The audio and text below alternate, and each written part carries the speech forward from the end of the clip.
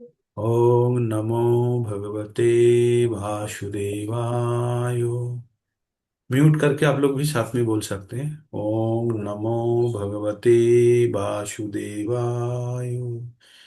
ओम नमो भगवते वासुदेवाय। ओम नमो देवाय भगवते नमः। वासुदेवाय।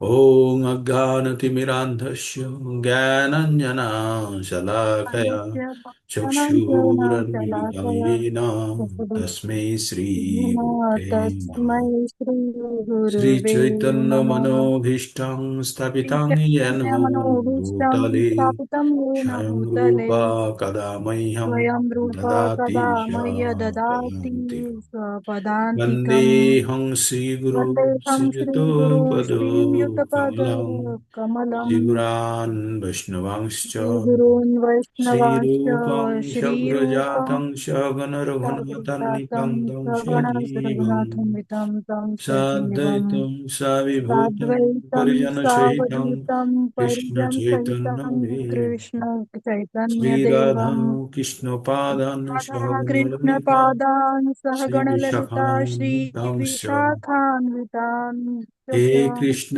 करुणा हे सिन्धु कृष्ण दीनबन्धु करुणा सिन्धु जगत्पते दीनबन्धु जगत्पते गोपेश गोपेश गोपिका गोपिकान्त राधाकान्त कान्त नमोऽस्तुते राधाकान्त नमोऽस्तु ते।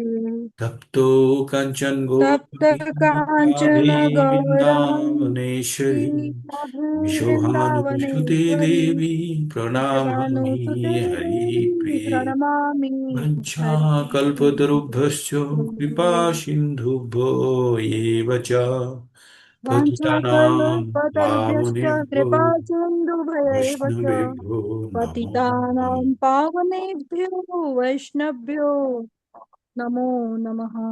नमो ॐ नमः। विष्णुपादाय ॐ कृष्णपृष्ठाय विष्णुपादाय भूतले कृष्णपृष्ठाय श्रीमते भूतले श्रीमते भक्तिवेदान्तो भक्तिवेदान्त स्वामी इति स्वामिनिति नामिने। नामिने।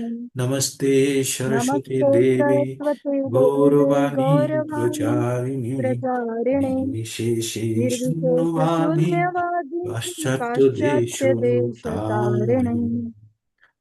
नमो महावदन्याय कृष्णप्रेमोपदायते कृष्णाय कृष्णचैतन्य नाम्ने गौरतिसे नमः। जय श्री कृष्ण श्री चैतन्य कृष्ण प्रभु चैतन्य प्रभु नित्यानंद नित्यानंद श्री श्री अद्वैत गदाधर अद्वैत गदाधर शिवासादि गौर श्रीवासादि भक्त गौर गोविंद। भक्तवृंद। हरे कृष्ण कृष्ण कृष्ण कृष्ण कृष्ण हरे कृष्ण हरे हरे हरे राम हरे हरे राम हरे हरे राम राम राम राम हरे राम हरे हरे। हरे। हरे कृष्णा। हरे कृष्णा को विजय पंचांग प्रणाम सभी भक्तों को प्रणाम पंचांग प्रणाम। प्रणाम। माता जी भागवतम का आचरण वाला करेंगे, शरण कर लेंगे, आह्वान कर लेंगे भागवतम का। जी रोहिणी माता जी। मैं करूं जी हरे हाँ हरे कीजिए कृष्ण। आप। ओ नारायणं नमस्कृत्यं नरं चैव नरोत्तमं देवी सरस्वती व्यासं ततो जयत उदीरयेत् नष्टप्रायेषु भद्रेषु नित्यं भागवत सेवया भगवती उत्तमं श्लोके भक्तिर्भवति नैष्टिकी कृष्णाय वासुदेवाय देवकी नन्दनाय च नन्दगोपकुमाराय गोविन्दाय नमो नमः। मुखं करोति वाचालं पङ्गुं लङ्घयेते गिरिं यत्कृपातमहं वन्दे धर्मानन्दमाधवं दीनगुरुदलिनतारिणं चैतन्यभगवम्। ओम नमो भगवते वासुदेवाय। ओम नमो भगवते वासुदेवाय। ओम नमो भगवते वासुदेवाय। हरे कृष्णा। हरे कृष्णा। भगवत तो हम श्रीमद् लोग भागवत भागवतम जी की जय। श्री भागवतम। तो भागवतम बुक रीडिंग की जय, समस्त भक्त विंद की जय। है ना। तो हम लोग भागवतम प्रतिदिन भागवतम पढ़ते हैं शाम को। और आज भी उसका कोई चेंज नहीं होगा, आज भी हम भागवतम पठन करेंगे। और पठन करते वक्त हमने थोड़ा सा ध्यान रखेंगे हम क्या पठन कर रहे हैं। कभी कभी पुस्तक के अंदर खो नहीं जाना है हमको। हमको क्या करना है, हमारा स्थिति जान लेना है, हम कहाँ पे है और क्या पठन कर रहे हैं ना। तब पठन का आनंद आएगा। और आप लोग सब एक्सपर्ट है, दोबारा बोलने का जरूरत है, मैं जानता हूँ आप लोग सब एटलीस्ट स्टडीज में आप लोग सब प्रोफेशनल की तरह है। तो आप लोग अच्छा जानते होंगे। तथापि मैं सबको ज्ञातार्थ में एक बार बता देता हूँ कि हम लोग नैमिषारण्य के जंगल में, जो नैमिषारण्य का जंगल है वहां पे, 1 मिनट है, नैमिषारण्य का जंगल में सुखदेव, सूतो गोस्वामी शौनक आदि ऋषि को ये ज्ञान दे रहे थे। हाँ, किस चीज के ऊपर? 6 प्रश्न पूछा गया था 1 नंबर कैंटो में, 1 नंबर अध्याय में जो पूछा गया था 6 प्रश्नों। सबको याद है ना भूल गए, भूल चुके हैं 1 नंबर कैंटो को। बीच बीच में रिवीजन कराना पड़ता है हम लोगों को। तो 6 प्रश्न पूछे थे, 6 प्रश्नों का निराकरण किए हैं 2 नंबर अध्याय में। और लास्ट वाला जो तीसरा नंबर अध्याय में उन्होंने 5 नंबर प्रश्नों का उत्तर दिए थे। तो प्रश्न क्या किए थे? कलियुग में मनुष्य के लिए सबसे अच्छा क्या है, हाँ? 1 नंबर कैंटो का जो प्रश्न था, 6 प्रश्नों कौन पूछे थे? शौनक ऋषि पूछे थे। किसको? सुतो गोस्वामी से। तो 3 सीन है यहाँ पे। एक है नैमिषारण्य का जंगल, जहाँ पे यज्ञ चल रहा था। किसके लिए? कलियुग का मनुष्य के भलाई के लिए। और वहां पे सुतो गोस्वामी बोल रहे हैं किसको? शौनक एवं अन्यान्य ऋषि को बता रहे हैं ना। हो गए एक सीन। दूसरा सीन है परीक्षित महाराज को सुखदेव गोस्वामी बता रहे गंगा किनारे। तीसरा, उसी के अंदर ब्रह्मा जी नारद मुनि को बता रहे हैं उसका सृष्टि के बारे में, भगवान के बारे में ब्रह्मा जी बता रहे हैं नारद मुनि के। और तीसरा प्लेटफॉर्म, ये सेकंड प्लेटफॉर्म के अंदर ही है। जब परीक्षित महाराज बता रहे हैं, परीक्षित महाराज को जब सुखदेव गोस्वामी बता रहे हैं, तभी ब्रह्मा जी एवं नारद मुनि का कथोपकथन उसी में रिकॉर्ड है। तीसरा प्लेटफॉर्म है विदुर मुनि, विदुर एवं मैत्री मुनि ऋषि का जो वार्तालाप है, वो भी हमको मिलेगा। अभी तक आया नहीं, और तीसरा अध्याय में तीसरा कैंटो में मिलेगा हमको, है ना। तो हम लोग वर्तमान में हम क्या पा रहे हैं? हम लोग देख पा रहे हैं कि शौनकादि ऋषि सुन रहे हैं सुतो गोस्वामी से नैमिषारण्य के जंगल में। और हम लोग वहीं पे है, कहाँ? नैमिषारण्य के जंगल में। सुतो गोस्वामी जो बता रहा है शौनकादि ऋषि को, वही हम श्रवण कर रहे हैं। और वहीं पे उसी में जो टीवी लगा हुआ है, वो टीवी में बीच बीच में डिस्प्ले में सुखदेव गोस्वामी एवं परीक्षित महाराज का वार्तालाप ला रहा है, नारद मुनि ब्रह्मा जी का वार्तालाप ला रहा है। और लाएंगे किसका? मैत्री मुनि एवं विदुर का वार्तालाप भी लाएंगे। इसका मतलब पूरा कहानी श्रवण किया जा रहा है नैमिषारण्य का जंगल में बैठ के। और ये सीन क्रिएट कर रहा है कौन? सुतो गोस्वामी, जिन्होंने स्वयं परीक्षित महाराज से सुना था। यही सुखदेव गोस्वामी से सुने थे जब परीक्षित महाराज को बताया जा रहा था। तो ये सीन हमको हमेशा शरण में रखना है। हम कहाँ पे बैठे हैं? हम नैमिषारण्य के जंगल में बैठे हैं। अभी जो वार्तालाप चल रहा है, भगवान का गुणगान कर रहा है कौन?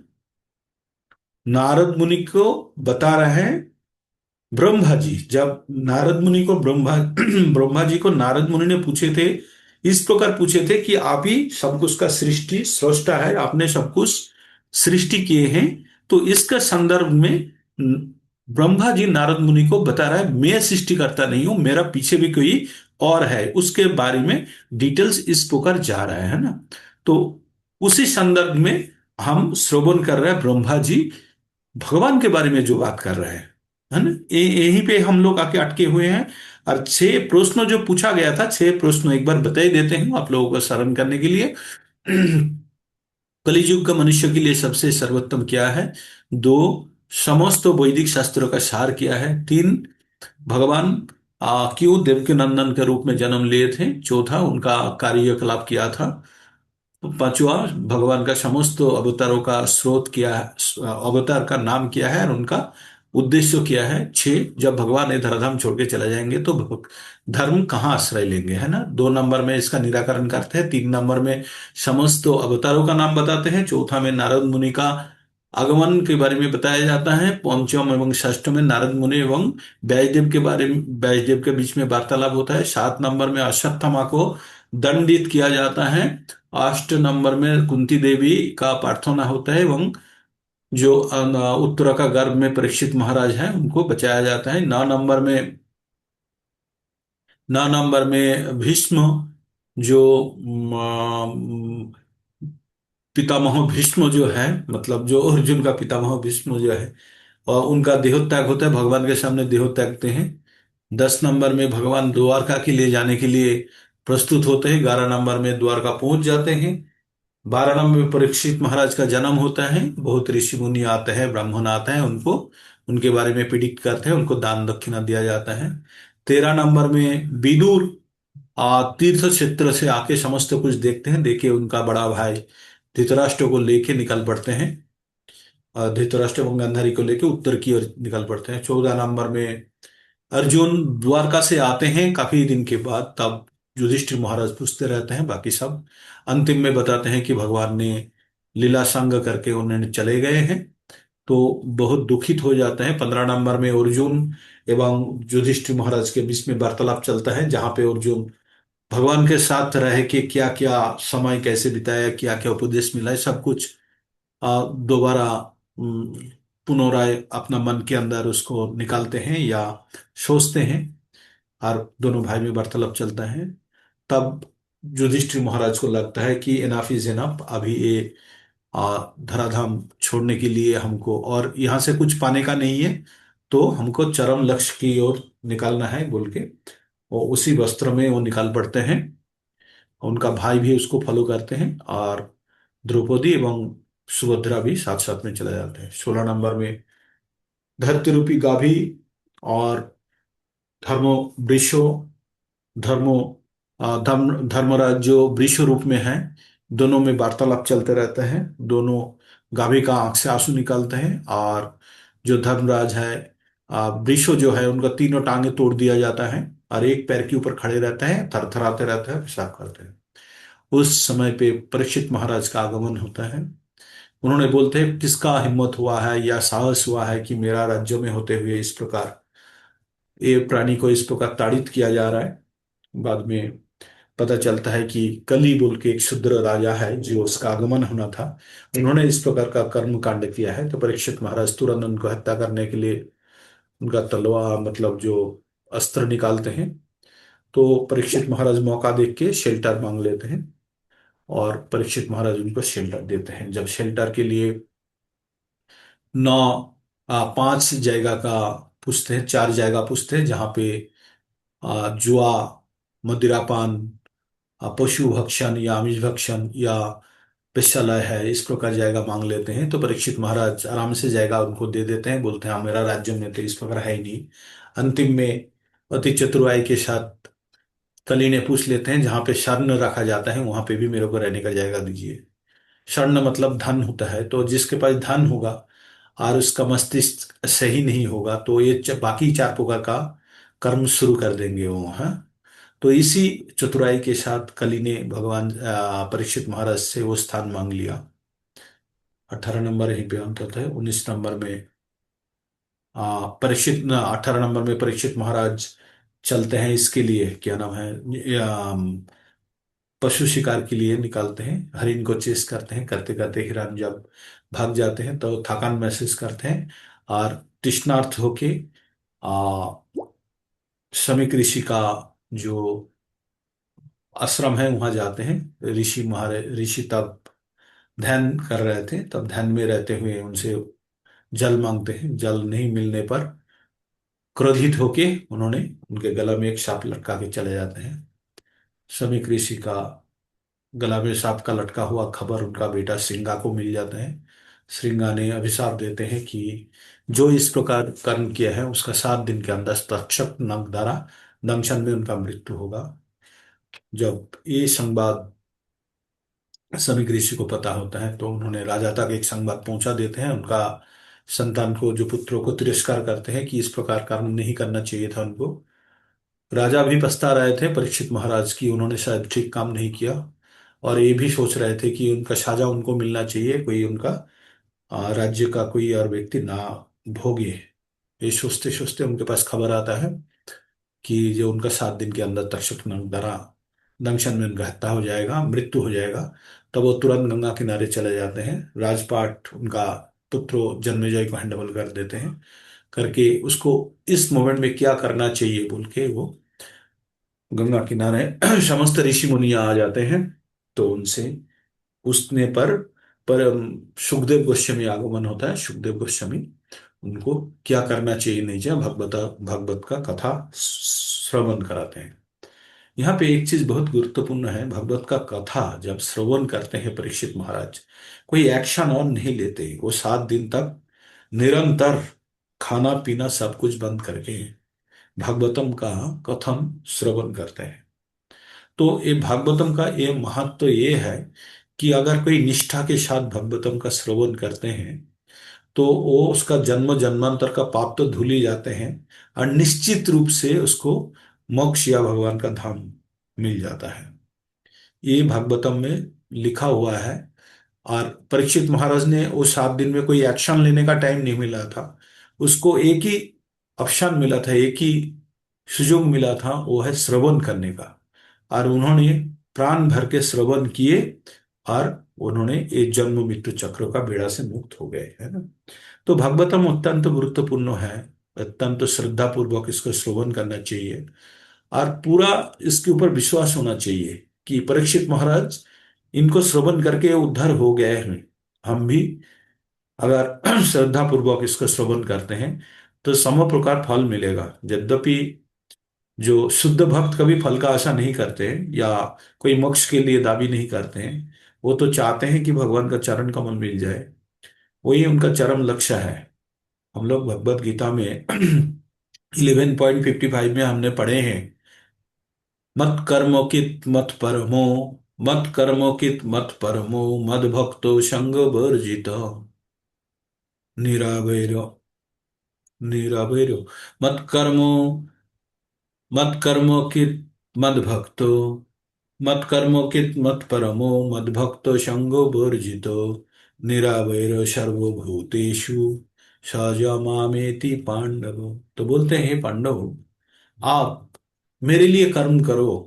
क्या बोले? मेरे लिए कर्म, अर्जुन को बताया मेरे लिए कर्म करो, मेरे को जीवन का लक्ष्य बना लो, है ना। सेकंड पॉइंट में बोलता है, पहले बोलता है मेरे लिए कर्म करो, दूसरा बोलता है मेरे को जीवन का लक्ष्य बना लो, तीसरा बोलता है मेरा भक्त बनो, चौथा आप असंगो, जो संग है आप वर्जन करो, आप जागतिक भौतिक इच्छा ही वर्जन करो, और किसी को शत्रु नहीं मानना। क्या? निरावैर सर्वभूतेषु, सबको अपना शत्रुहीन समझना है, कोई किसी को शत्रु नहीं समझना, किसी का शत्रु नहीं बनना। इस प्रकार अगर करोगे आप तो आप मेरा पास आओगे, इसमें कोई संदेह नहीं है। तो क्या क्या पॉइंट दिया? भगवान के लिए कर्म करना है, भगवान को जीवन का परम लक्ष्य बनाना है, भगवान का भक्त बनना है, और भौतिक चीजों की प्रति इच्छा वर्जन करना है, और समस्त जीव को समभावा संपन्न, सबको बराबर दिखना है। विद्या विनय संपन्न ब्राह्मणे गोविहस्तिनी सुनी चैव सपाके च पंडित हो सहदर्शिनम, 5/18 उसमें यही बताया गया है। समस्त जीव को समो प्रकार देखना है, समान भाव से देखना है। क्यों? सबके अंदर आत्मा एवं परमात्मा है। पैकेट के ऊपर ध्यान नहीं देना, अंदर का वस्तु के प्रति ध्यान देना है ना। तो परीक्षित महाराज ने क्या किया था? जीवन का चरम लक्ष्य बना लिया था। किसको? भगवान को। और उसको, वो लक्ष्य को पाने के लिए क्या करना था? श्रवण करना था। तो उन्होंने सिर्फ श्रवण किए 7 दिन। तो हमारा पास तो बहुत दिन बचा हुआ है, या बहुत दिन से हम सुन रहे हैं, तो हमको भी फल मिलेगा, लेकिन निष्ठा के साथ, उसी निष्ठा के साथ। जब एक क्रूड एग्जांपल देता हूं, जब किसी आदमी का लूज मोशन हो जाता है, पेट खराब हो जाता है, तो कोई भी अच्छा जगह पे उसको घुमाने के लिए लेके जाइए। वो सब जगह तो देखेगा, लेकिन उसके साथ उसको हमेशा झाड़ी देखेगा, टॉयलेट देखेगा, जहां जल का स्थान है वो हमेशा उसको सोच में रहेगा, मतलब दिमाग में रहेगा वो कहाँ मिलेगा। वो पूरा ब्यूटी ले नहीं पाएगा, क्योंकि उनका इमीडिएट लक्ष्य और कुछ है। तो परीक्षित महाराज का इमीडिएट लक्ष्य यही था कि उनका मृत्यु आसन्न है, उनको पता चल गया था जो उनका मृत्यु आ चुके हैं, 7 दिन के अंदर उसका मृत्यु होना ही है। तो इसी संदर्भ में उसको और कोई चीज का प्रायोरिटी नहीं था, उसका सर्वोच्च प्रायोरिटी क्या था, अभी क्या करने से वो ये जन्म मृत्यु का बंधन से मुक्त हो सकता है।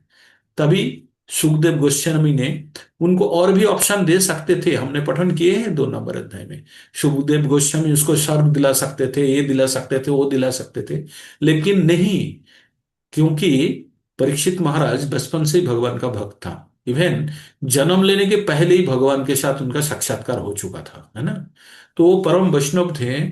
तो उन्होंने क्या किया, सुखदेव गोस्वामी ये सुखदेव गोस्वामी ने उनको दया करके, किसको, परीक्षित महाराज को, उनको प्रकृति रूप से कैसे मुक्त हो सकते हैं, कैसे भगवान को परम लक्ष्य बना सकते हैं, वो ज्ञान दिए। कोई स्वर्ग लाभ या कोई उच्च राजा बनने का कोई उनको रास्ता नहीं बताया। उनके लिए जो यज्ञ, मतलब आ, जो प्रॉपर उनको जो पाना है, उसके लिए भगवान उसको, पर सुखदेव गोस्वामी ने उनको चालित किया है ना। अभी हम लोग जहां पे प्रवेश किए हैं, उस जगह पे ब्रह्मा जी भगवान के बारे में बात कर रहा है। किसको बता रहा है, नारद मुनि को। क्यों, नारद मुनि ने कुछ प्रश्न पूछे थे कि ये सृष्टि का मूल में कौन है, कहाँ से सृष्टि हुआ है, आप महान हो, आपने सृष्टि किए है, इस प्रकार ब्रह्मा जी का प्रशंसा कर रहे थे, कौन, नारद मुनि। तो नारद मुनि स्वयं का जो ये जो सृष्टि है, वो कोई अपना क्लेम नहीं लिया, अपना कृतित्व नहीं लिया उन्होंने। उन्होंने उनके पीछे जो है, इसका कारण जो है, सर्व कारण कारण, उनके बारे में बताना शुरू करते हैं। यहाँ तक प्लेटफॉर्म क्लियर है। अभी हम आज के पठन करेंगे उर्वशी देवीदासी माता जी, क्योंकि काल माता जी का बारी आते आते रह गया था। तो आपके पास पुस्तकें है माता जी, या डिस्प्ले में लाना पड़ेगा। हरे कृष्णा प्रभु जी, हरे दंडवत कृष्ण। प्रभु। पढ़ू प्रभु जी, शुरू करूं? हरे कृष्णा। हाँ जी प्रभु जी, शुरू करूं? कौन सा वाला श्लोका होगा माता जी, 24? 24 जी। 24। आपका आवाज कमजोर आ रहा है। अब मनो में जरा चेक करिए बेटा। आवाज पहचान में ही नहीं आ रही है आप रुष्णा लोग की। सब सुन पा रहे हैं माता जी का वॉइस? नहीं, हाँ, आवाज कम नहीं आ रही, कम आ कम रही है, आवाज क्लियर नहीं है। अभी साफ साफ नहीं। अभी डिस्प्ले साफ में दे दिया। साफ भी नहीं आ रही मुझे, क्लियर नहीं। ओम नमो भगवते माता जी बहुत धीमा आ रहा है।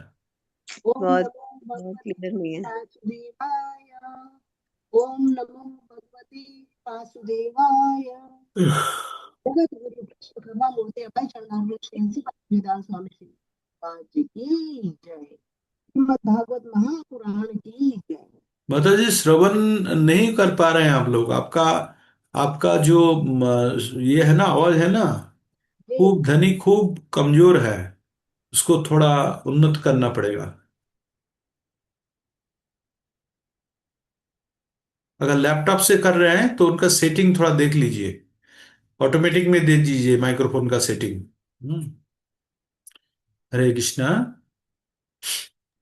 प्रभु जी।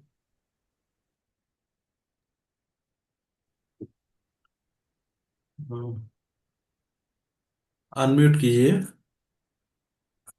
हरे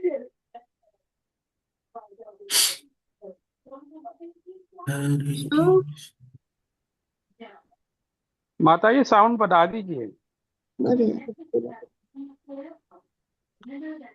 हरे कृष्णा प्रभु जी, अब आई है आवाज? हाँ अब तो आइए। ठीक है लेकिन प्रभु, धन्यवाद। ओम नमो भगवते वासुदेवाय। ओम नमो भगवते वासुदेवाय। ओम नमो भगवते वासुदेवाय। जगत गुरु कृष्ण कृपा मूर्ति अपाई चरणारविंद श्री ऐसी भक्ति वेदांत स्वामी श्री प्रभुपाद जी की जय। श्रीमद् भागवतम महापुराण की जय। तो अहंकार प्रोक्तो विद्वानासं त्रिधा वैकार्यश्च तामस्येति यद्विता द्रव्य शक्ति क्रिया शक्ति माता जी आवाज नहीं है। इति प्रभो। अभी भी नहीं आई क्या? हाँ, आवाज नहीं है, आवाज क्लियर नहीं है। प्रभु जी फिर किसी और को पढ़ा दीजिए अगर क्लियर आवाज नहीं है तो। सॉरी, क्षमा प्रार्थी हूँ। हरे ज्योत्सना माता जी पठन कीजिए, तब तक माता जी अपना ये सेट कर ले। हरे कृष्ण प्रभु जी, दंडवत प्रणाम, सभी को दंडवत प्रणाम। ओम नमो भगवते वासुदेवाय। ओम नमो भगवते वासुदेवाय। ओम नमो भगवते वासुदेवाय। सोऽहंकार इति प्रोक्तो विकुर्वन् समभूत्रिधा वैकारिकस्तैजसश्च तामसश्चेति यद्विदा द्रव्यशक्ति क्रियाशक्तिर्ज्ञानशक्तिरिति प्रभो। सोऽहंकार इति प्रोक्तो विकुर्वन् समभूत्रिधा वैकारिकस्तैजसश्च तामसश्चेति यद्भिदा द्रव्यशक्ति क्रियाशक्तिर्ज्ञानशक्तिरिति प्रभो। शब्दार्थ सह वही, अहंकार अहंकार, इति इस प्रकार, प्रोक्तः कहा गया, विकुर्वन रूपांतरित होकर, समभूत प्रकट हुआ, त्रिधा तीन रूपों में, वैकारिक सतोगुण में, तेजस रजोगुण में, च तथा तामस तमोगुण में, च भी, इति इस प्रकार, यत जो भी, विदा विभक्त, द्रव्य शक्ति ही पदार्थ को विकसित करने वाली शक्ति, क्रिया शक्ति सृजन करने की प्रेरणा, ज्ञान शक्ति मार्गदर्शन बुद्धि, इति इस तरह प्रभो हे स्वामी। इस प्रकार अनुवाद। इस प्रकार आत्मकेंद्रित भौतिकवादी अहंकार तीनों स्वरूपों में रूपांतरित होकर सत्वगुण, रजोगुण तथा तमोगुण बन जाता है। ये तीन स्वरूप है पदार्थ को विकसित करने वाली शक्तियां, भौतिक सृष्टियों का ज्ञान तथा ऐसी भौतिकवादी क्रियाओं का मार्गदर्शन करने वाली बुद्धि। हे नारद, तुम इसे समझने के लिए पूर्ण सक्षम हो। सोहंकार सोहंकार इति प्रोक्तो विकुर्वन् समभूत्रिधा वैकारिकस्तैजसश्च तामसश्चेति यद्विदा द्रव्यशक्ति क्रियाशक्ति ज्ञानशक्तिरिति प्रभो। तात्पर्य। श्रील प्रभुपाद जी के द्वारा श्रील प्रभुपाद जी की जय। भौतिकवादी अहंकार या पदार्थ के साथ पहचान का भाव निपट आत्मकेंद्रित एवं ईश्वर के अस्तित्व के स्पष्ट ज्ञान से रहित होता है। भौतिकवादी जीवों का यही आत्मकेंद्रित अहंकार अन्य वस्तुओं द्वारा उनके बद्ध होने तथा संसार के बंधन में पड़े रहने का कारण होता है। यह आत्मकेंद्रित अहंकार श्रीमद् भगवत गीता के 7वें अध्याय में श्लोक 24 से 27 तक अच्छी तरह समझाया गया है। आत्मकेंद्रित निर्विशेषवादी श्री भगवान के व्यक्तित्व की स्पष्ट अवधारणा के बिना ही अपने ढंग से यह निष्कर्ष निकालता है कि श्री भगवान किसी उद्देश्य विशेष के लिए अपने मूल निर्विशेष आध्यात्मिक अस्तित्व से भौतिक रूप ग्रहण करते हैं और स्वकेंद्रित निर्विशेषवादी की श्री भगवान संबंधी यह भ्रामक धारणा उसी तरह बनी रहती है, भले ही वह ब्रह्म सूत्र तथा अन्य बौद्धिक ज्ञान के स्रोत समान वैदिक साहित्य में रुचि रखता प्रतीत होता हो। श्री भगवान के साकार स्वरूप के प्रति यह अज्ञानता विभिन्न गुणों के मिश्रण को न जानने के कारण है। इस प्रकार निर्विशेषवादी श्री भगवान के शाश्वत अस्तित्व, ज्ञान तथा आनंद से परिपूर्ण सनातन आध्यात्मिक रूप के विषय में धारणा नहीं बना पाते। इसका कारण यह है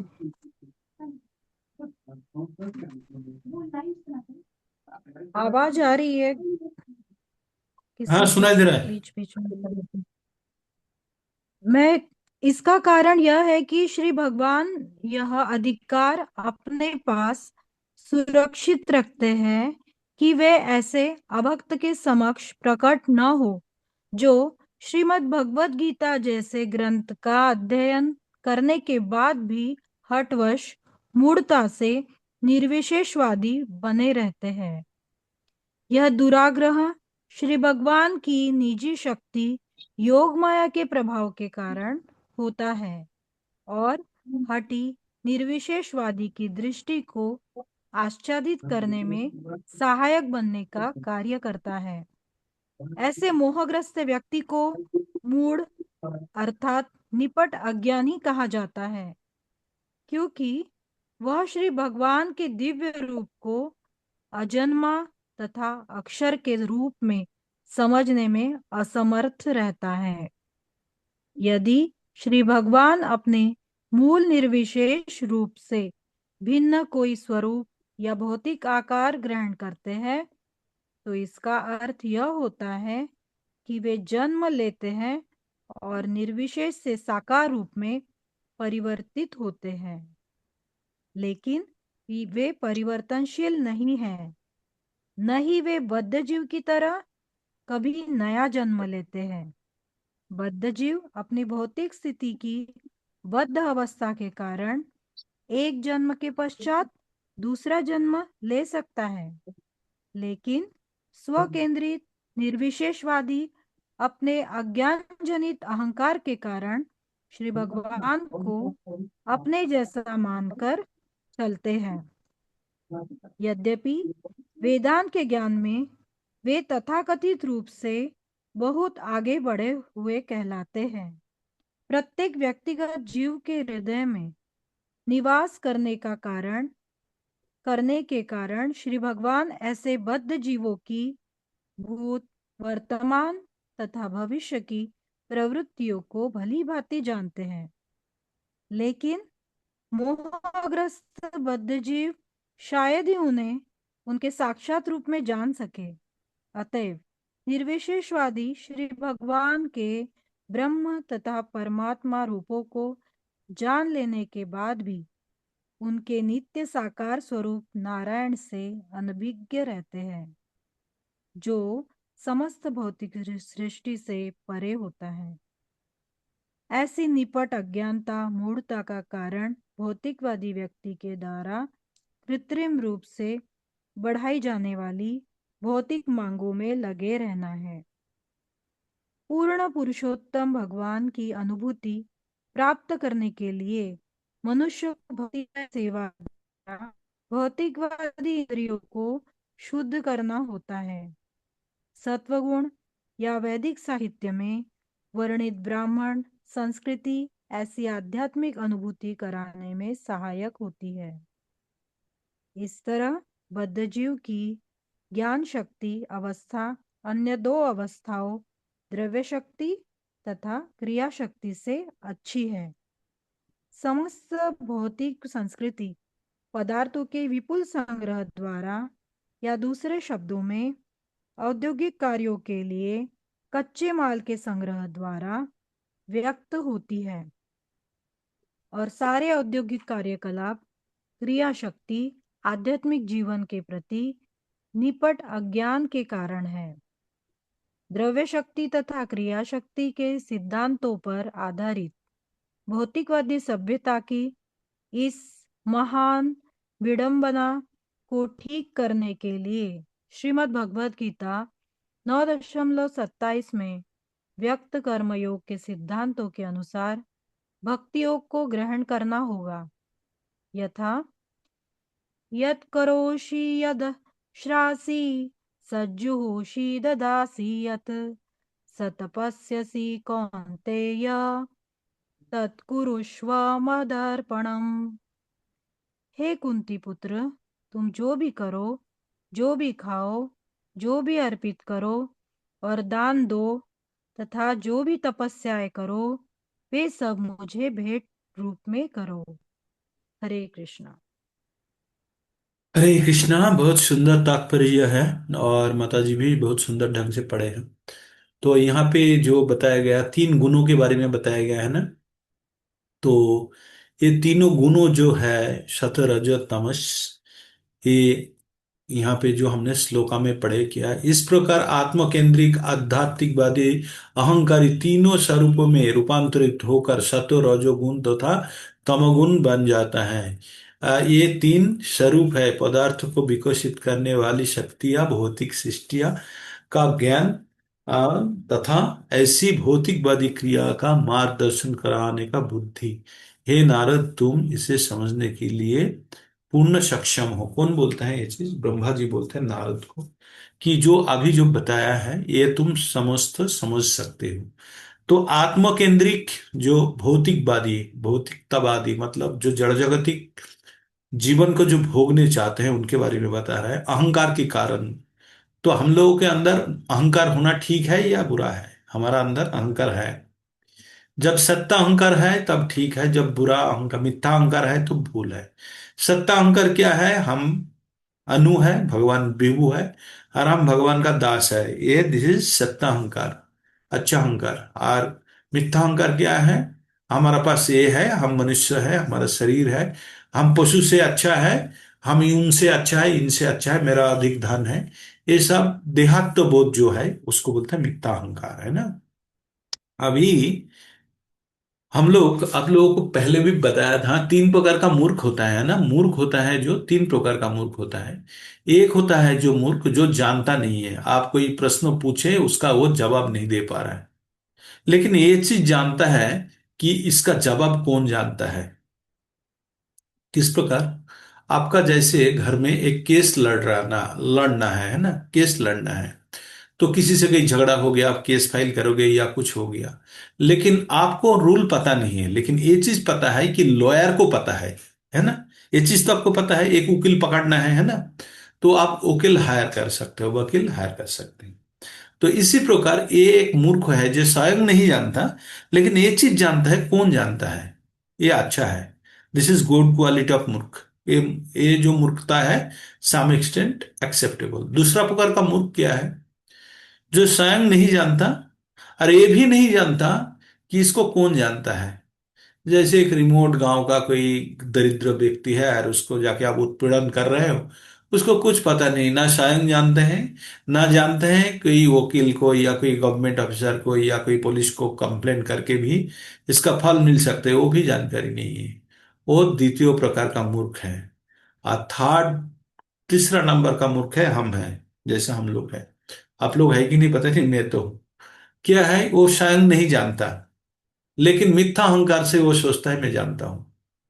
इस प्रकार मूर्ख को सिखाना बहुत मुश्किल है, क्योंकि ऑलरेडी उनका जो चाय का प्याला है ना, जो पात्र है ऑलरेडी भरा हुआ है। जो चाय का कप में पहले से चाय भरा हुआ है, तो दूसरा चाय डालेंगे तो भरेगा? नहीं भरेगा। तो जिसका मस्तिष्क में पहले से ये चीज भरा हुआ है कि मैं जानता हूं, और कभी भी दूसरे से सीखने का प्रयास नहीं करेगा, ये चरम मूर्खता है। तो वही चीज बताया गया। निपट मूर्ख जो है ना, जो भौतिकवादी निपट मूर्ख है, जो जड़ जागतिक चीजों में उलझा हुआ है, उसको कभी भी उसको कभी भी वो बाकी चीज जानने का कोई इच्छा नहीं हो। जड़ जागतिक क्रियाकलाप में इतना ज्यादा व्यस्त है कि उनको इंट्रोस्पेक्ट करने का या आत्म दर्शन करने का उनको कोई इच्छा भी नहीं है, समय भी नहीं है ना।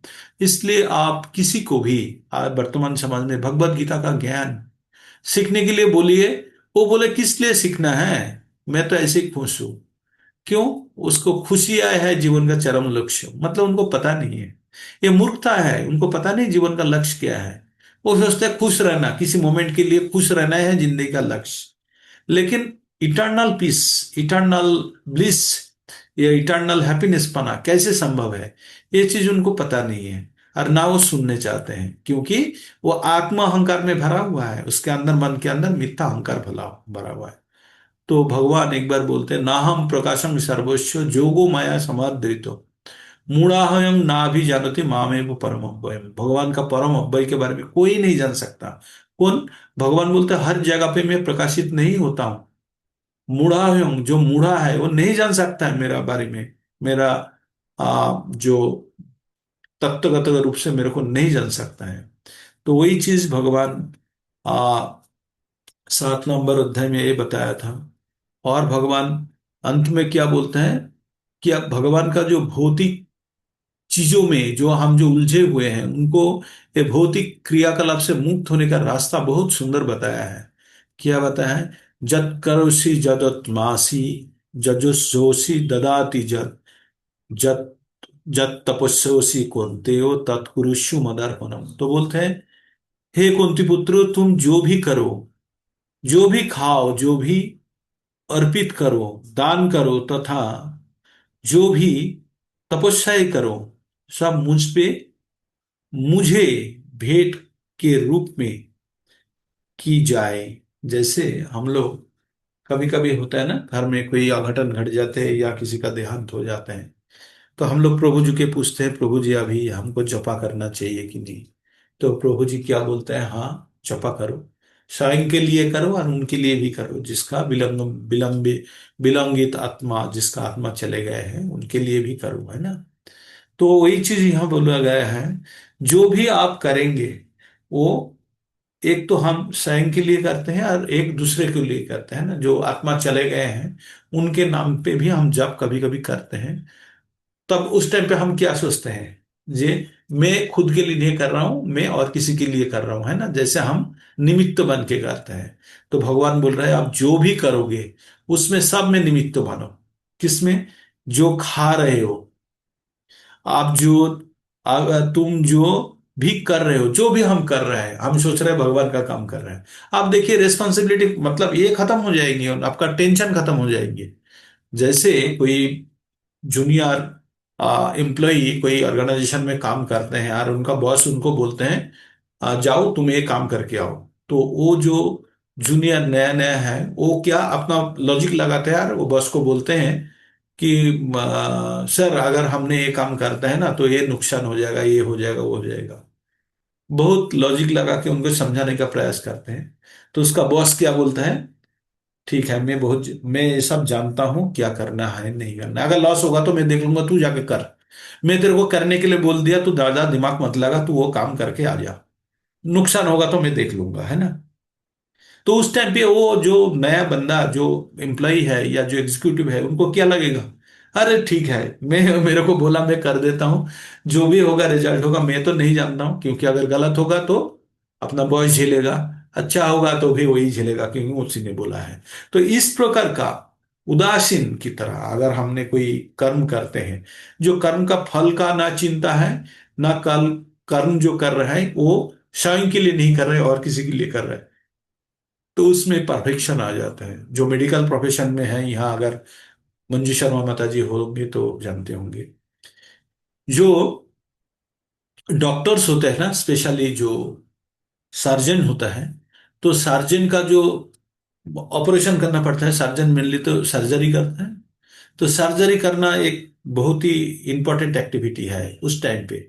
तो इमोशन जो है ना उसमें बहुत अच्छा ढंग से कंट्रोल होना चाहिए। इसलिए जब भी कोई अपना अपना कोई रिलेटिव का कोई ऑपरेट करना है या नियर एंड डियर का ऑपरेट करना है, तो डॉक्टर शाइंग नहीं कराते हैं, करते हैं उसका दोस्त से कराते हैं या और किसी से कराते हैं, क्योंकि वो जानते हैं कि स्वयं जब इस प्रकार का काम करने जाएंगे तो वो विचलित हो सकते हैं, है ना, क्योंकि वो उनका उनका रिजल्ट के साथ डायरेक्टली कनेक्टेड है। समझ गए? अगर आप किसी कर्म का रिजल्ट के साथ अगर कनेक्टेड हो जाता है ना, तो वो कर्म गड़बड़ाने का संभावना ज्यादा है, टेंशन में आ जाता है। तो इसलिए इसलिए हम लोग कभी कभी बोलते हैं ना, जो बार्बर शॉप में जाते हैं अक्सर, जो बाल कटवा के आ जाते हैं ना, तब हम कभी कभी बोलते हैं ना, कोई खराब काट दिया या अच्छा ढंग से नहीं काटा, तो क्या बोलते हैं, उसको किया जाता है, वो तो अपना हाथ सेट कर रहे काट काट के, सर तो हमारा था, है ना।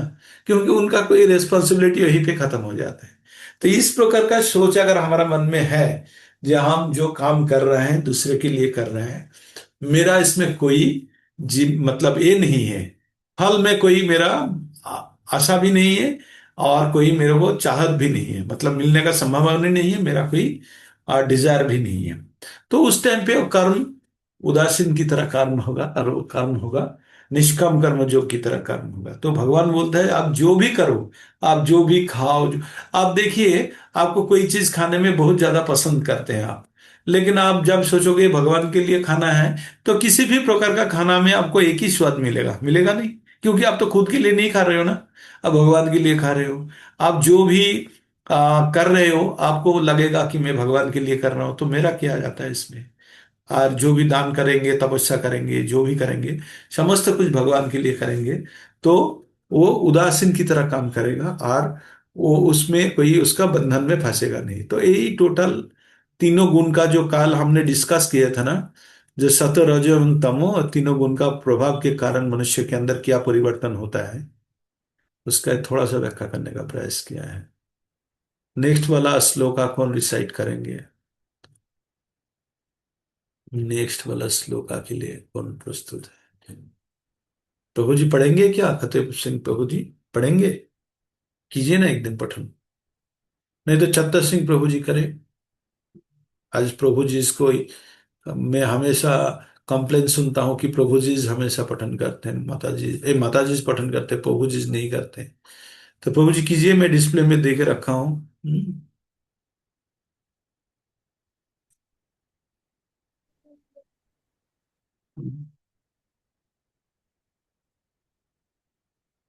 कोई नहीं है तो नेक्स्ट कृष्ण प्रिया देवीदासी माता जी पठन कीजिए, शनि हो वर्मा रहा है माता प्रभु। जी, कामेश्वरी वर्मा माता जी, आप लोग लाइन पे रहिए। देन शर्णकांति देवीदासी माता जी, आप भी लाइन पे रहिए। हरे कृष्णा। ओम नमो भगवते वासुदेवाय। ओम नमो भगवते वासुदेवाय। ओम नमो भगवते वासुदेवाय। ताम साथ। हो गया ना प्रभु जी? ऊपर चला गया, हो गया ये ये 25वां। ये हो तो गया था मैं ना? बुक निकाल लेता हूँ फिर। नहीं नहीं नहीं हुआ, ये पढ़िए। नहीं, हाँ 25वां नहीं हुआ था। हाँ पढ़िए पढ़िए पढ़िए, ये सही है, आप सही पढ़ रहे थे, मैं गलत था। पढ़िए। तां सादपि भूतादे विकुर्वाणादभूनन्भः तस्य मात्रा गुणशब्दो लिङ्गं यदृष्टुदृश्यस्योः।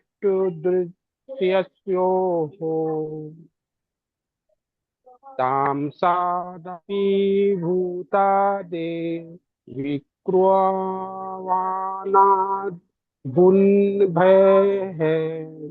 तस्य मात्रा गुणशब्दो लिङ्गयद्दृश्य दृश्ययोः। तां सादपि भूताद्रे विक्रुवाणाद्भुन्भयः तस्य मात्रा गुणशब्दो लिङ्गयदृश्ययोः। शब्दार्थ शब्दार्थ तात्पर्य श्री श्री प्रभाजी द्वारा श्री प्रभाजी की जय। शब्दार्थ ताम सात मिथ्या अहंकार के अंधकार से, अपि निश्चय ही, भूतादे भौतिक तत्वों का, विपूर्वाणात रूपांतरण के कारण, अभूत उत्पन्न हुआ, नभ आकाश, तस्य उसका, मात्रा सूक्ष्म रूप, गुण गुण, शब्द ध्वनि, लिंगम लक्षण यत जो दृष्टा दृश्यो देखे गए का। मिथ्या अहंकार के अंधकार से 5 तत्वों में से एक पहला तत्व आकाश उत्पन्न होता है। इसका सूक्ष्म रूप शब्द का गुण है। ठीक उसी प्रकार जिस तरह दृष्टा का दृश्य से संबंध होता है। ताम सदपि भूतादे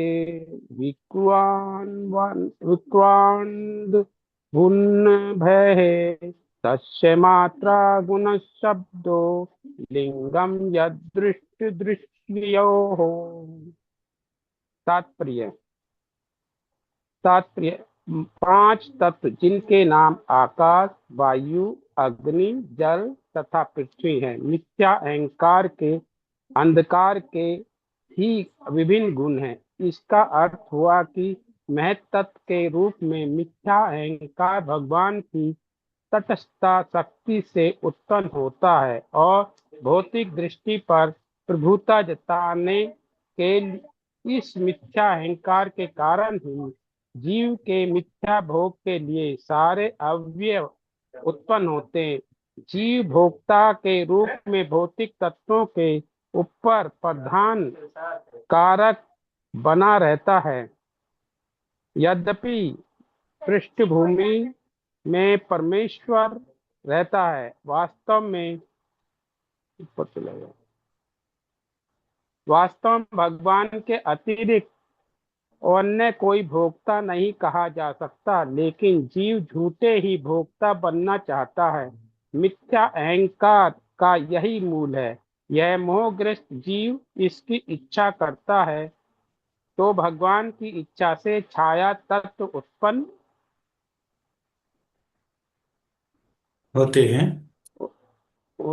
होते हैं और जीवों के उनके पीछे उसी तरह दौड़ने दिया जाता है जिस तरह मृग मरीचिका के पीछे मृग।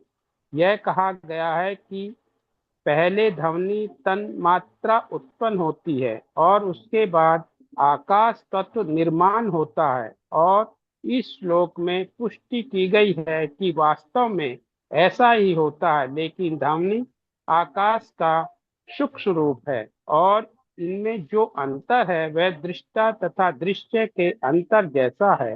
ध्वनि वास्तविक रूप वस्तु का प्रतिरूप है। जिस तरह वस्तु के बारे में बोला हुआ शब्द या ध्वनि उस वस्तु के वर्णन का बोध कराता है, अतएव धनी वस्तु ध्वनि वस्तु का सूक्ष्म गुण है। इसी प्रकार भगवान का भी ध्वनि रूप उनके लक्षणों के संबंध में भगवान का पूर्ण रूप है। जैसा कि भगवान कृष्ण तथा भगवान राम के पिता वासुदेव तथा महाराज दशरथ ने देखा था, भगवान का ध्वनि रूप साक्षात भगवान से अभिन्न है, क्योंकि भगवान तथा उनका ध्वनि रूप परम ज्ञान है। भगवान चैतन्य महाप्रभु ने हमें उपदेश दिया है कि भगवान के पवित्र नाम में जो भगवान का ध्वनि रूप है, भगवान की सारी शक्तियां निहित हैं। अतएव भगवान के पवित्र नाम के ध्वनि रूप के उच्चारण से मनुष्य तुरंत भगवान के सान्निध्य का आनंद उठा सकता है और शुद्ध भक्त को तुरंत ही भगवान का स्वरूप प्रकट हो जाता। अतएव शुद्ध भक्त भगवान से एक क्षण के लिए भी विलग नहीं होता। अतएव जो भक्त निरंतर भगवान के संपर्क में रहने की कामना करता है, उसे शास्त्रों द्वारा अनुमोदित भगवान के पवित्र नाम हरे कृष्ण कृष्ण कृष्ण हरे हरे, हरे राम राम राम हरे हरे। प्रभु जी ऊपर कर दीजिए।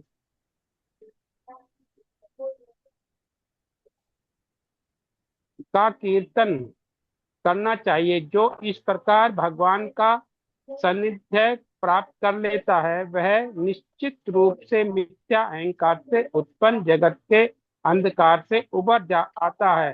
तमसो मा ज्योतिर्गम्य हरे कृष्ण प्रभु जी, दंडवत प्रणाम हरे भाई। कृष्णा हरे सभी को कृष्णा दंडवत प्रणाम। हरे कृष्णा।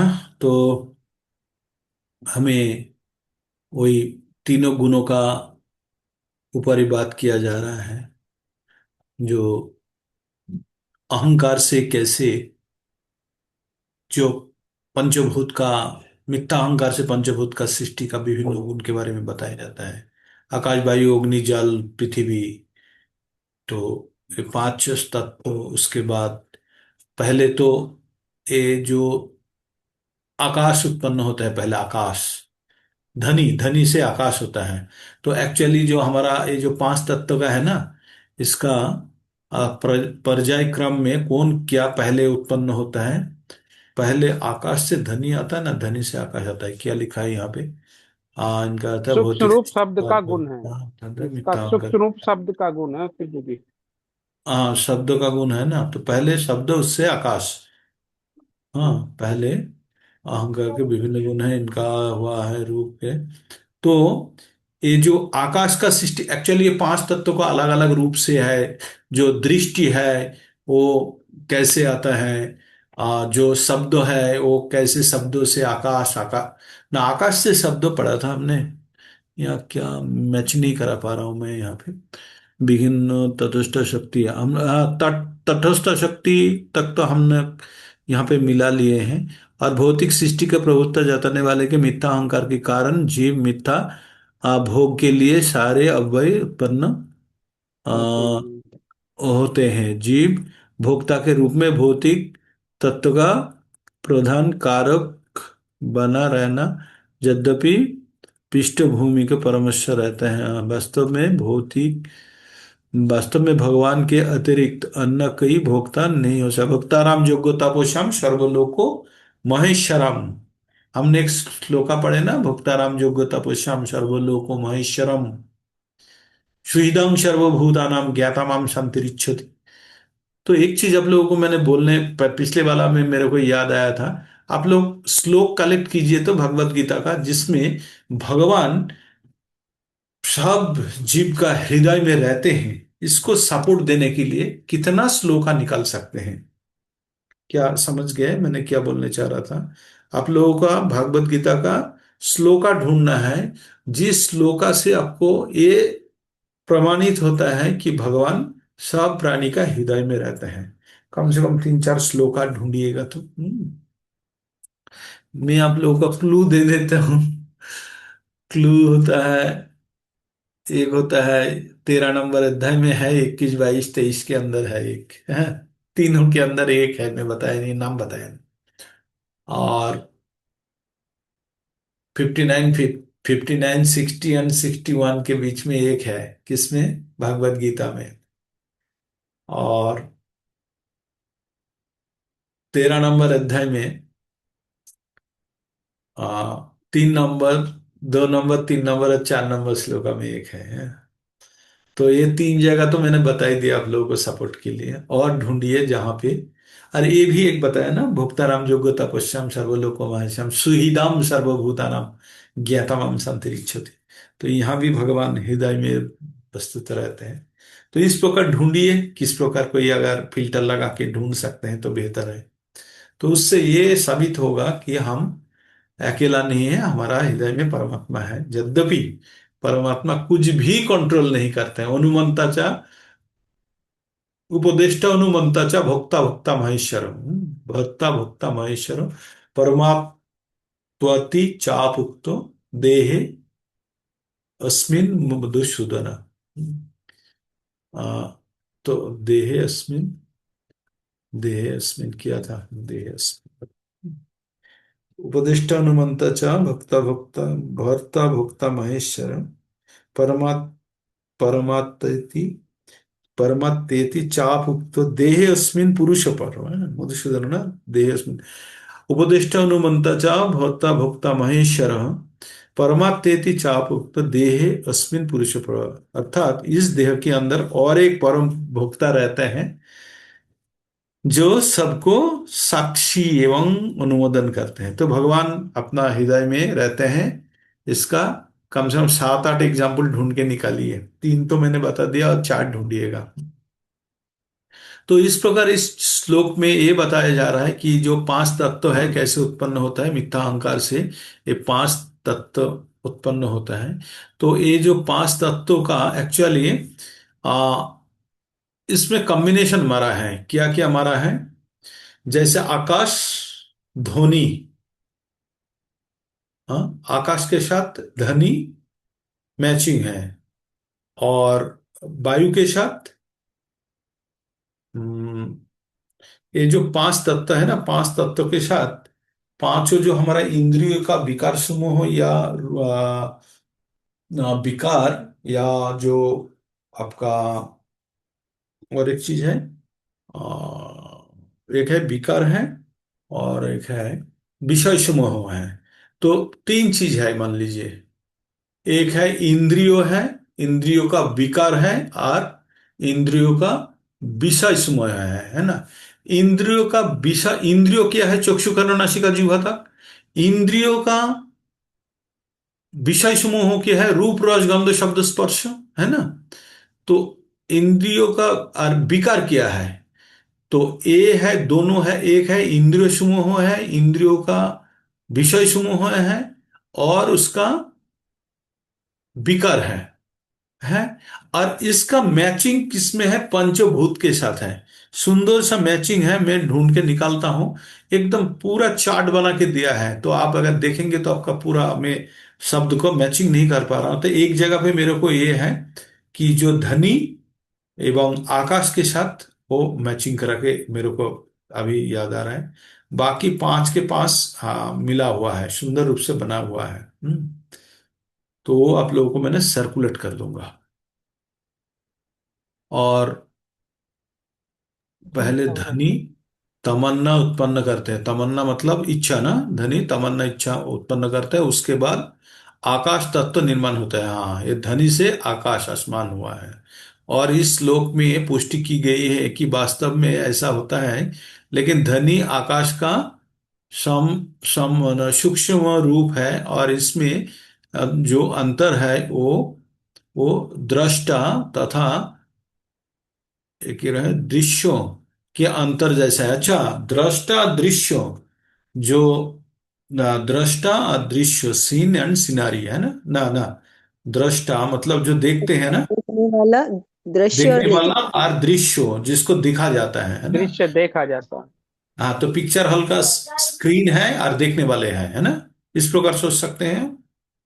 जो दृश्य है, पिक्चर हॉल का जो हॉल में जो दिखाया जाता है वो दृश्य है, और देखने वाला जो दर्शक है वही दृष्टा है ना। तो इन दोनों का अंतर किस प्रकार बोला? ध्वनि और आकाश में जैसा अंतर है। अच्छा, ध्वनि वास्तविक रूप में वस्तु का प्रतिरूप होते हैं। जिस तरह वस्तु के बारे में बताया जाता है, अब बोला हुआ शब्द ध्वनि उस वस्तु का वर्णन का बोध कराते हैं। अतएव ध्वनि वस्तु का सूक्ष्म गुण है। तो इस प्रकार विभिन्न गुण का पांच अहंकार के द्वारा, पांच तत्वों द्वारा एक गुण के साथ मैचिंग करा रहा है। हम्म।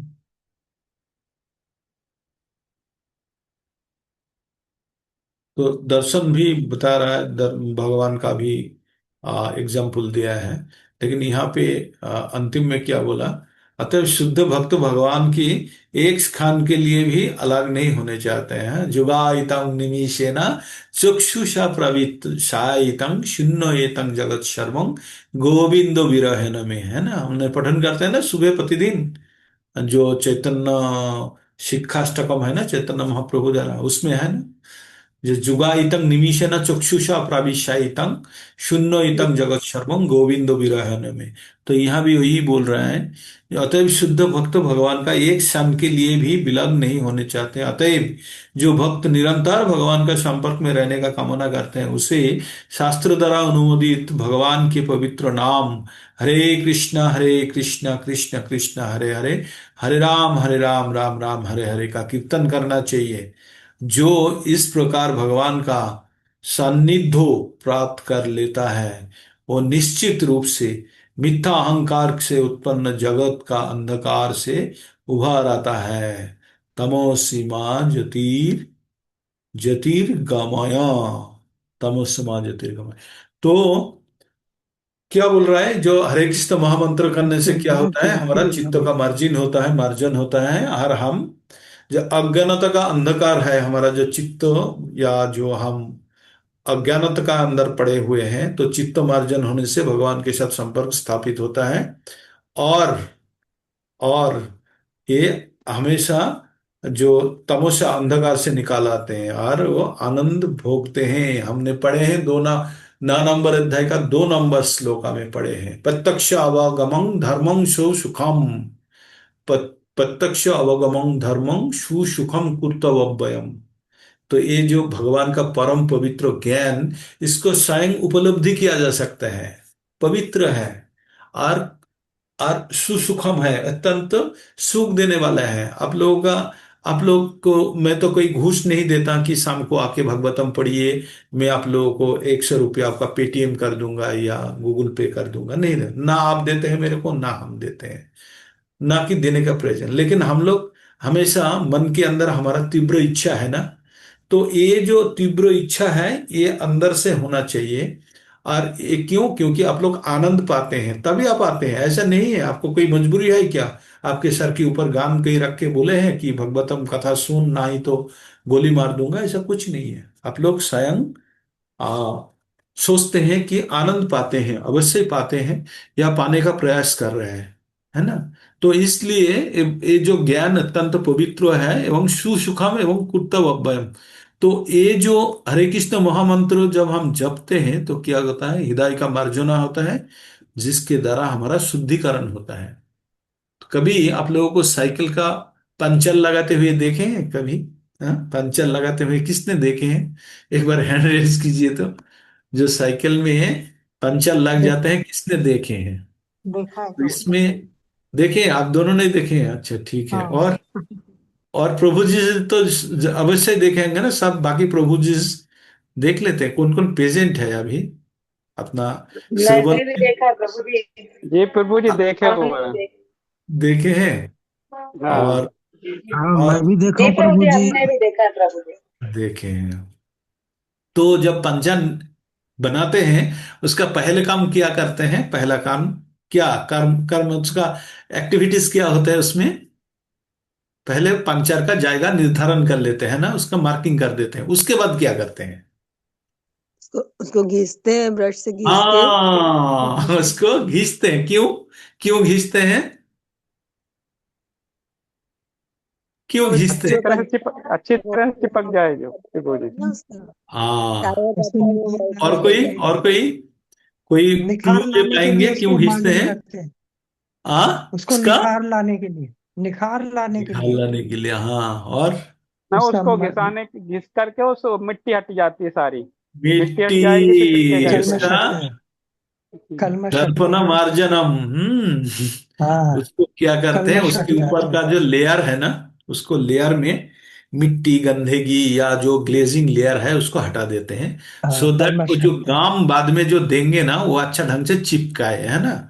जो गाम है, जो पेस्ट करते हैं, दोनों लेयर को पेस्ट करते हैं ना, तो दोनों का ऊपरी वाला हिस्सा को हटा देते हैं, जिसके अंदर गंदगी हो सकता है या कोई और तत्व हो सकता है जो गम को लगने में बाधा दान करेगा। तो इसलिए उसको घिस घिस के उसको दर्पण को, चित्त रूपी दर्पण को मार्जन कर देते हैं। मार्जन उसके करके बाद उसका जब दोनों दर्पण। लेयर को लगा देते हैं, अच्छा ढंग से चिपक जाता है। तो हम लोगों का मन के ऊपर ना एक बहुत बुरी तरह से लेयर पड़ा हुआ है।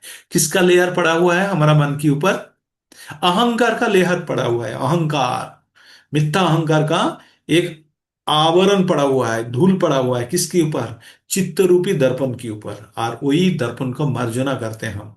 प्रतिदिन सुबह हम पढ़ते हैं ना, चेतो दर्पण दर्पण मार्जनम, मार्जनम भवो महादावागिनी निर्वापन श्रेयो कैरवो चंद्रिका वितारणं विद्याबुधु जीवनम् आनंदो अम्बुधि वर्धनम् प्रतिपदं पुण्यो अमृतो आस्वादनम् सर्वार्थं स्नपनं परम जायते श्री कृष्ण संकीर्तनम। संकीर्तनम। तो ये पहला स्टेंजा में बहुत इंपॉर्टेंट बात बताया है ना। तो हम लोग चेतो हाँ दर्पण अर्जनम करते हैं, तो इसके द्वारा हमारा चित्त रूपी दर्पण के ऊपर जो लेयर पड़ा हुआ है, जो गंदगी पड़ा हुआ है, और उसको हम घिसते हैं। किसके द्वारा घिसते हैं?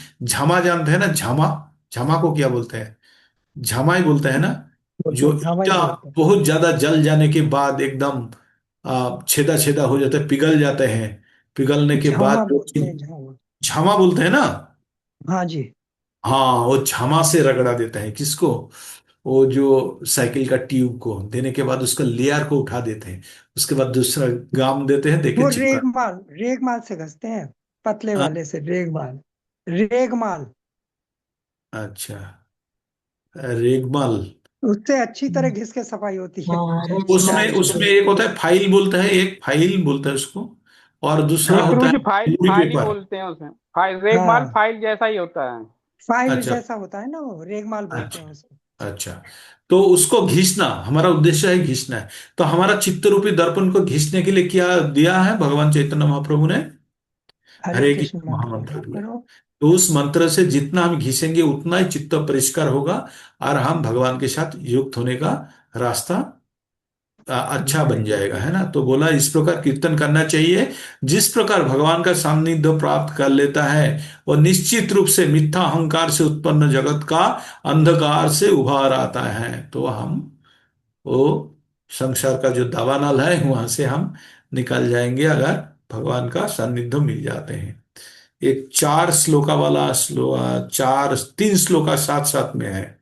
तो कौन भगवान या भगवती है जो इसको पठन करेंगी? कृष्णा प्रिया देवी दासी माता जी का हैंड रेज है। पठन कीजिए माता जी। हरे चले। कृष्ण। पढ़िए। ओम तीनों नमो 4 श्लोका भगवते। साथ में है। 4 श्लोका, हाँ। क्या श्लोक है? हाँ। ओम नमो भगवते वासुदेवाय। ओम नमो भगवते वासुदेवाय। ओम नमो भगवते वासुदेवाय। नभसोऽत विकुर्वाणाद्भुत स्पर्श गुणो अनिलः। यहाँ आ गया ना। अनिल के साथ गुण स्पर्श को लगा दिया। हम वो ढूंढ रहे हाँ। थे। हाँ, पढ़िए। नभसोऽथ विकुर्णानादभूत स्पर्श गुणो अनिलः। परान्वाच छ शब्दवाञ्च प्राण ओजः सहो बलम्। वायोरपि विकुर्णात् कालकर्म स्वभावतः। उद्पद्यत तेजो वे रूपवत् स्पर्श शब्दवत्। तेजस्तु विकुर्वाणात् नासीदम्भो रसात्मकम्। रूपवत् स्पर्शवच्चाम्भो घोषवच्च परान्वयात्। विशेषस्तु विकुर्णादम्भसो गन्धवान् भूत परमा परान्वा परान्व्यादरस स्पर्श शब्द रूप गुणान्वितः। नभसो अथ विकुर्णाद भूत स्पर्श गुणो अनिलः। परान्व्याच शब्दवाञ्च प्राण ओजः सहो बलम्। वायोरपि विकुर्णात् कालकर्म स्वभावतः। उदपद्यत तेजो वे रूपवत् स्पर्श शब्दवत्। तेजस्तु विकुर्वाणादासीदम्भो रसात्मकम्। रूपवत् स्पर्शवच्चोम्भो घोषवच्च परान्व्यात्।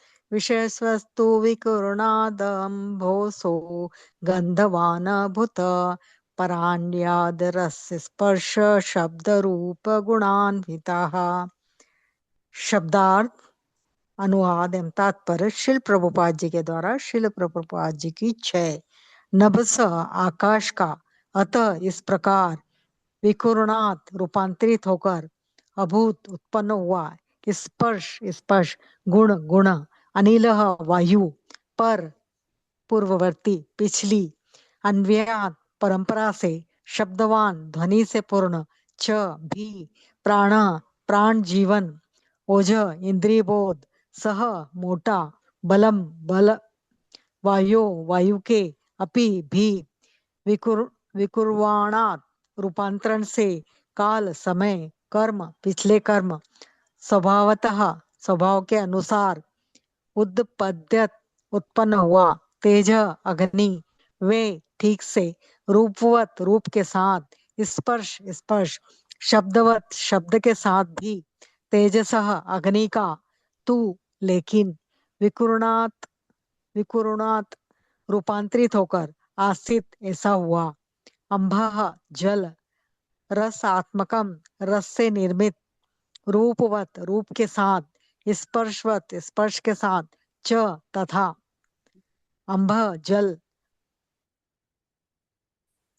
ध्वनि के साथ, च तथा, पर पूर्व, अन्ययात अन्वयात परंपरा से, विशेष नाना रूपता, तू लेकिन, विकुरणात रूपांतरण से, अंबसह जल का, गंधवान सुगंधित, अभूत हो गया, पर पूर्व, अन्ययात परंपरा से, रस रस, स्पर्श स्पर्श, शब्द ध्वनि, रूप गुण अवंतिह गुणात्मक रूप से, चूंकि आकाश रूपांतरित होता है, अतएव स्पर्श गुण से युक्त वायु उत्पन्न होती है, और पूर्व परंपरा के अनुसार वायु शब्द तथा वायु के मूलभूत तत्वों अर्थात इंद्रियानुभूति, मानसिक शक्ति तथा शारीरिक बल से भी पूर्ण होती है।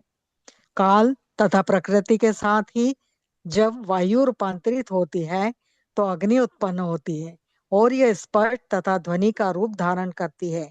चूंकि अग्नि भी रूपांतरित होती है, अतएव जल प्रकट होता है, जो रस तथा स्वाद से पूरित होता है। परंपरा अनुसार यह भी रूप, स्पर्श तथा शब्द से परिपूर्ण होता है, और जब यही जल अपनी नाना रूपता सहित पृथ्वी में रूपांतरित होता है, तब वह सुगंधमय प्रतीत होता है, और परंपरा अनुसार यह रस, स्पर्श, शब्द तथा रूप के गुणों से पूरित होता है। हरे कृष्णा। फिर से पढ़ो एक बार श्लोक। अरे श्लोका नहीं, आप ये तात्पर्य, ये तात्पर्य, अर्थ हाँ पढ़िए। अर्थ ज्यादा तात्पर्य, हाँ तात्पर्य, संपूर्ण सृष्टि का प्रक्रम एक क्रमिक नहीं नहीं, विकास ये का अनुवाद पढ़िए माता जी, अनुवाद पढ़ अनुवाद, लीजिए। एक बार और। हाँ हम्म, अनुवाद, चूंकि आकाश रूपांतरित होता है, अतएव स्पर्श गुण से युक्त वायु उत्पन्न होती है, और पूर्व परंपरा के अनुसार वायु शब्द तथा वायु के मूलभूत तत्वों अर्थात इंद्रियानुभूति, मानसिक शक्ति तथा शारीरिक बल से भी पूर्ण होती है। काल तथा प्रकृति के साथ ही जब वायु रूपांतरित होती है तो अग्नि उत्पन्न होती है, और यह स्पर्श तथा ध्वनि का रूप धारण करती है। चूंकि अग्नि भी रूपांतरित होती है, अतएव जल प्रकट होता है, जो रस तथा स्वाद से पूरित होता है।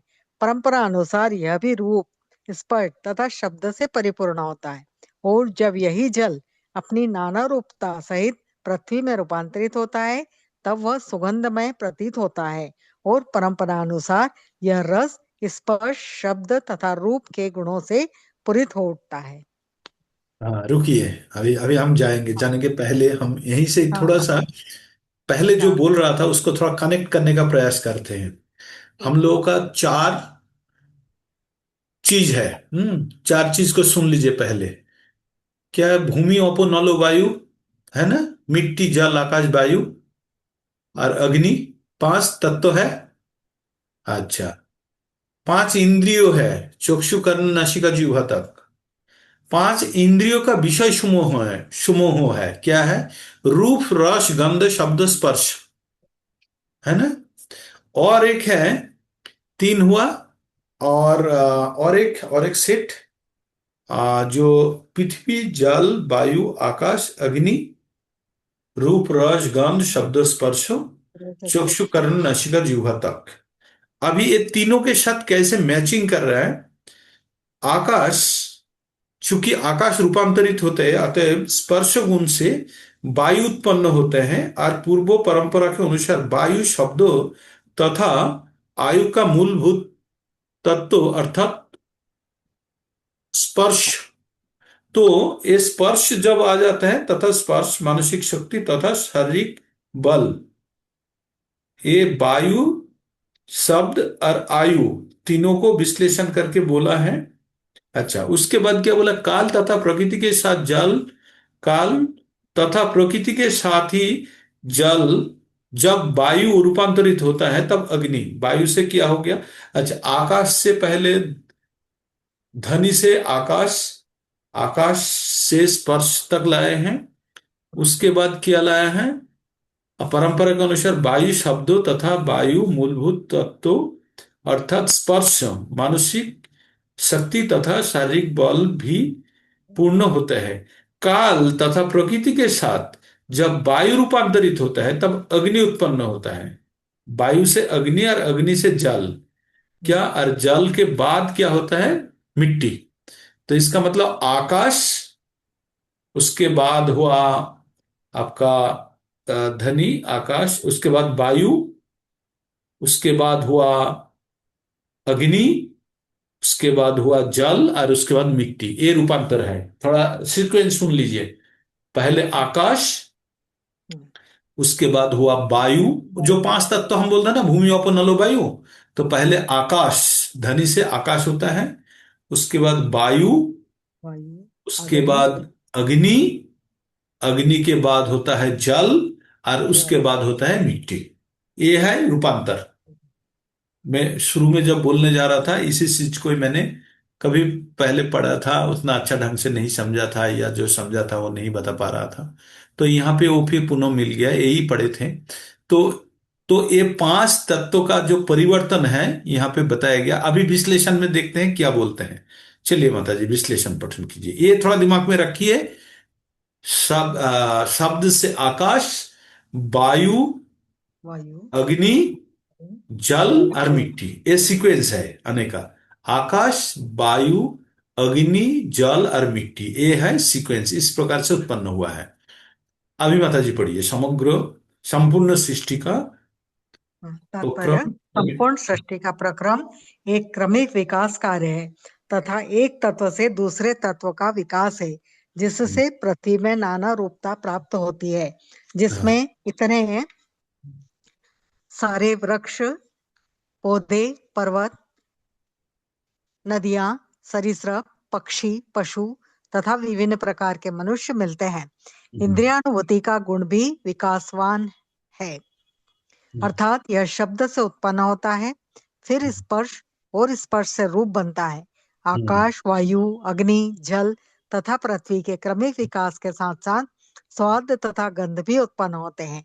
वे एक दूसरे के पारस्परिक कारण तथा कार्य होते हैं, किंतु मूल कारण तो पूर्ण विस्तार के रूप में साक्षात श्री भगवान होते हैं, जो महतत्व के कारण जलशाही महाविष्णु हैं। इसीलिए ब्रह्म संहिता में भगवान श्री कृष्ण को समस्त कारणों का कारण बताया गया है। और श्रीमद् भगवद गीता 10.8 में इसकी पुष्टि इस प्रकार हुई है। अहम सर्वस्य प्रभोवतः सर्वं प्रवर्तते इति मत्वा भजन्ते मां बुधा भाव समन्विताः। इधर पढ़िए श्लोका। अहम सर्वस्य प्रभुः मत्तः सर्वं प्रवर्तते इति मत्वा भजन्ते मां बुधा भाव समन्विताः। अहम सर्वस्य प्रभवो मत्तः सर्वं प्रवर्तते इति मत्ता भजन्ते मां बुधा भाव समान्विताः। इंद्रिय सही। अनुभूति के सारे गुण पृथ्वी में पूरी तरह से आते हैं, और वे ही कुछ कुछ सीमा तक अन्य तत्वों में प्रकट होते हैं। आकाश में केवल शब्द होता है, किंतु वायु में शब्द तथा स्पर्श दोनों होते हैं। अग्नि में ध्वनि, स्पर्श तथा आकार होते हैं, तथा जल में अन्य अनुभूतियों तथा यथा ध्वनि, स्पर्श, आकार के अतिरिक्त स्वाद भी होता है। किंतु पृथ्वी में उपयुक्त गुणों के अतिरिक्त गंध का भी अतिरिक्त विकास होता है। अतएव पृथ्वी पर जीवन की विविधता का पूर्ण प्रदर्शन होता है। उस जीवन का जो मूलतः वायु को मूल तत्व मानकर प्रारंभ होता है। शारीरिक विकार जीवों के भौतिक शरीर के भीतर वायु में विकार आ जाने से होते हैं। मानसिक विकार शरीर के भीतर वायु के विशेष कुपित होने से होता है। अतएव यौगिक व्यायाम वायु को ठीक से रखने में विशेष लाभप्रद होते हैं और ऐसे व्यायामों से शरीर के विकार प्राय न के बराबर हो जाते हैं। योगासनों को ठीक से करने पर आयु भी बढ़ती है और ऐसे अभ्यासों से मृत्यु को भी वश में किया जा सकता है। एक पूर्ण योगी मृत्यु पर भी वर्चस्व रख सकता है और ठीक ठीक समय पर शरीर को त्याग सकता है। एक पूर्ण योगी मृत्यु पर भी वर्चस्व रख सकता है और ठीक समय पर शरीर को त्याग सकता है, किंतु तभी जब वह अपने आप को उपर्युक्त लोक तक ले जाने में सक्षम होता है। किंतु भक्ति योगी समस्त योगियों से बढ़कर होता है, क्योंकि उसे अपनी भक्तिमय सेवा के बल पर भौतिक आकाश से परे वाले लोक को भेज दिया जाता है और और सबके नियंता श्री भगवान की परम इच्छा से उसे वैकुंठ के किसी भी लोक में रखा जाता है। हरे कृष्णा, हरि बोल। हरे कृष्णा। तो ये जो 4 श्लोका है ना, 5 श्लोका था ना, बहुत ही महत्वपूर्ण है। ये सृष्टि का जो क्रम विकास क्रम विकास जो है ना सृष्टि का, ये समझने के लिए बहुत अच्छा रहेगा, है ना। तो हम काल इसको पुनः पठन करेंगे। क्या करेंगे? काल इस श्लोका को पुनः पठन करेंगे। भले ही प्रोग्रेस एक दिन का हमारा रुक जाएंगे, लेकिन हम इनको पुनः पठन करेंगे और इसको और एक बार समझने का प्रयास करें हम। तो हम क्रम विकास तो सुन लिए, आकाश, उसके बाद होता है वायु, अग्नि, देन जल और मिट्टी। और मिट्टी से मिलता है आपको खुशबू मिलता है ना। तो ये जो क्रम है, आकाश से आप ध्वनि सुन ही सकते हो, इससे ज्यादा कुछ नहीं होता है। लेकिन वायु को क्या सकता है? वायु सुनना एवं स्पर्श भी कर सकते हैं ना। और वायु सुनना एवं स्पर्श भी जाता है वायु से। उसके बाद क्या होता है? अग्नि आता है ना। तो अग्नि में क्या होता है? सुनना, स्पर्श करना, और उसका आकार भी है। और क्या बोला था ना, आकार भी है। उसके बाद जल जो है उसमें स्वाद भी आता है। वो बाकी मतलब एक एक करके बढ़ते जा रहा है, उसका एक एक गुण बढ़ते जा रहा है। और एक बार इसमें कहाँ से लिखा हुआ था ये चीज? प्रदर्शन बीच करते में उस प्रभु जी, और यह नीचे है अग्नि में ध्वनि सब स्पर्श तथा आकार होते हैं, तथा जल में अन्य अनुभूतियों तथा ध्वनि स्पर्श और आकार के अतिरिक्त स्वाद भी होता है। हाँ, ये है अग्नि में ध्वनि, स्पर्श तथा आकार होता है। हाँ, तथा जल में अन्न अनुभूति, ध्वनि, स्पर्श तथा आकार के और अतिरिक्त होता स्वाद है। होता है। तो ये जो सीक्वेंस के साथ बढ़ रहा है, तो आकाश में क्या है? सिर्फ शब्द है। देन वायु में क्या है? स्पर्श है, अतिरिक्त मतलब शब्द को छोड़ के स्पर्श है। अग्नि में क्या है? ध्वनि, स्पर्श स्पर्श, और क्या है? आकार, आकार है। आकार। और जल में क्या है? और जल में ध्वनि, ध्वनि, स्पर्श, स्पर्श, आकार आकार और और स्वाद, स्वाद। जो जीवा वाला है। और बाद और में क्या पृथ्वी होता में है? पृथ्वी में मिट्टी में अतिरिक्त क्या गंध, होता है? गंध आ जाता है, मतलब नाक किंतु वाला। पृथ्वी इसका उपयुक्त मतलब, गुणों के अतिरिक्त गंध के अतिरिक्त हाँ, तो उसके अतिरिक्त नाक वाला भी आ जाता है। गंध इसका भी आ मतलब, जाती है, पृथ्वी में गंध भी आ जाती है प्रभु जी। हाँ, तो पांचों इंद्रियों का कवर कर दिया है ना। चक्षु, कर्ण, नासिका। आकार जो है वो आंख से देखते हैं। तो चक्षु, कर्ण, नासिका, जिह्वा तक जो आर्त तक जब पृथ्वी तक आ जाता है, तो पांचों इंद्रियों का जो प्रयोग है वो दिखा दिया है। तो ये थोड़ा खटमट लगा होगा, आप लोगों को भी लगा होगा, मेरे को भी तो पहला बार लगा था, अभी भी थोड़ा बहुत संदेह था। लेकिन थोड़ा भी जो भी समझ आया है, काल पुनः इसके ऊपर एक बार और सबको मैं अनुरोध करूंगा, कम से कम इस पर्सन पठन कर ले। हाँ, मैं आप लोगों के साथ शेयर कर देता हूं इसको। ये जो राइट अप है, जिसके पास पुस्तकें नहीं है, एक ग्रुप में देख सकते हैं। और इसको पठन करें और स्वयं समझने का प्रयास करें। लगभग हमें समझ चुके हैं कि क्रोमो विकास कैसे होता है। तथापि इस 5 श्लोका का जो विश्लेषण है, पुनः पठन किया जाएगा काल। ऐसे ही एक ही बार में पठन करके चलेंगे, ज्यादा विस्तारित नहीं जाएंगे। लेकिन इसको समझना चाहिए, हमको इसको समझना होगा।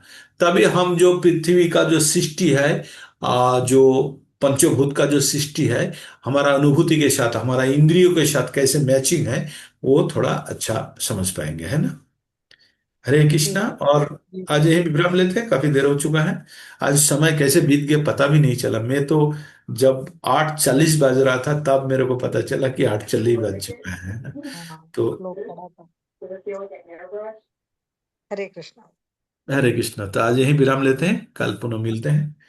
जी प्रभु जी, हरे कृष्णा, धन्यवाद पंचांग हरे पढ़ने के कृष्ण। लिए। हरे कृष्ण प्रभु जी, दंडवत प्रणाम। हरे कृष्ण प्रभु जी, आपको को दंडवत हरे प्रणाम। कृष्ण दंडवत प्रणाम। सभी भक्तों हरे को हरे कृष्ण कृष्ण। कल्पतरुभ्यश्च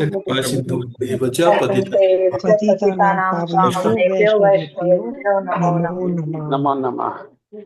हरे